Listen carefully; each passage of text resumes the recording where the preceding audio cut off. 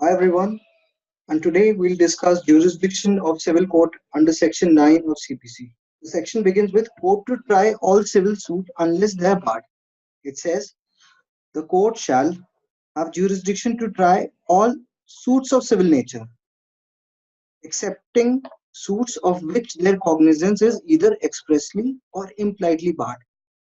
Therefore, section 9 of the Code of Civil Procedure defines the jurisdictional limit of civil court, thereby putting forward that a civil court has jurisdiction to try all suit of civil nature which unless they are barred expressly or impliedly.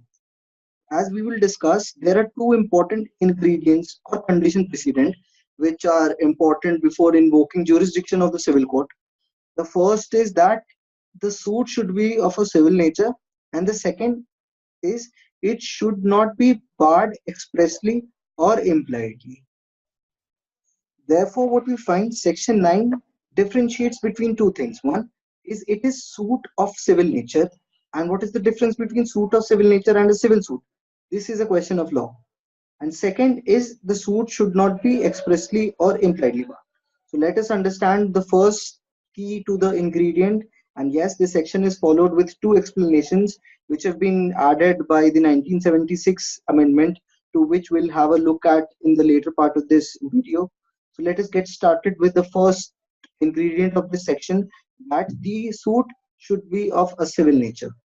Now, the definition of suit of civil nature is nowhere provided in the CPC, and its literal interpretation is drawn from the dictionary meaning, that is, the meaning of civil and nature. So, civil as it stands differentiated from criminal or political rights.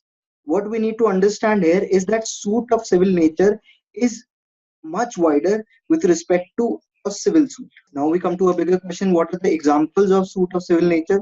So, right to property, right of worship, taking out religious processions, damages for civil wrongs, specific performance of contracts. These are all the examples of suits of civil nature. Now, what is not included or what is not suit of civil nature?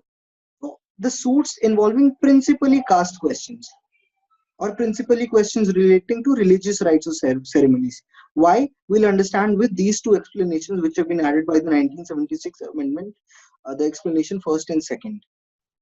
Before the 1976 amendment, there were a lot of litigation contested on whether right to property is a suit of civil nature or not, and it became clear post the amendment that the legislature intent is there to provide this right to property as a suit of civil nature, and the jurisdiction of civil court lies entirely. And this is further facilitated with the explanation number 2, which says that for this purpose it is immaterial whether or not any fees is attached to the office or not. Therefore, what important here is this notwithstanding or the non-obstante clause of explanation 1, which clarifies that the right may depend entirely on the decision of questions relating to religious rites or ceremonies. Now, a bigger question arises, which is quite often asked in the competitive examination, is whether pure question on political or religious rights constitute a suit of civil nature or not.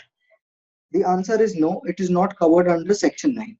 Now we come to the second ingredient of section 9, which says that the cognizance is either expressly or impliedly barred. Now, there are two key points, that the cognizance must not be expressly barred, also, it must not be impliedly barred. So, let us understand the difference between what it means to be expressly barred and impliedly barred. Barred expressly, let us take the example of section 170 of Representation of People's Act. Here we have section 170 of the Representation of People Act. It says in under section 170 that jurisdiction of civil court is barred. No civil court shall have jurisdiction to question the legality of any action taken or any decision given by the returning officer RO or by any person appointed under this act in connection with an election. That means under section 170, by section 170, the jurisdiction of civil court is barred. So this is what we mean by being expressly barred. The decisions of special tribunals are barred under this expressly barred section. Now the second comes impliedly barred. Impliedly barred by means which are barred by general principle of law. For example, let us take section 23 of the Indian Contract Act. Here we have section 23.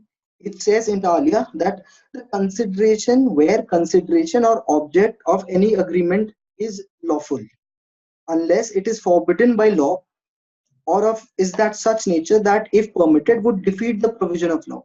Therefore, let us say if I have a contract or an agreement with A has an agreement with B for procuring of marijuana. So it will be hit by section 23 and the jurisdiction will be barred impliedly. In the part 2 of this video, we'll understand what is the difference between lack of jurisdiction and irregular exercise of jurisdiction, and we'll also understand the general principles related to section 9 laid down in one of the leading case laws. Thank you.